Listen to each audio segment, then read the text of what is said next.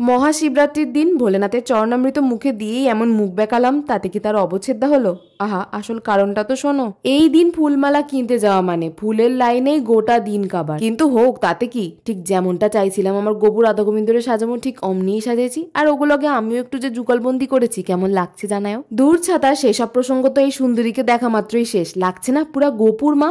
আগে আমার ঘরের মহাদেবের মাথায় জল দিয়েছি। আচ্ছা, এই ঝুড়িটা কারা কারা চিনলা? সেই হস্তশিল্প মেলার কেনা নতুন ঝুড়িতে সাজিয়ে আজ চললাম মন্দির। আরে প্রথম এবছর আসলাম এই মন্দিরে, ভারী ইচ্ছা ছিল অনেকদিন ধরে আসার। ঠিক তিথির সময় সময় যাওয়াতে মন্দির একেবারে ফাঁকাও পেয়েছিলাম। কি যে ভারী শান্তি পেলাম মহাদেবের পুজো করে। মাও জল ঢাললো, সাথে আমিও।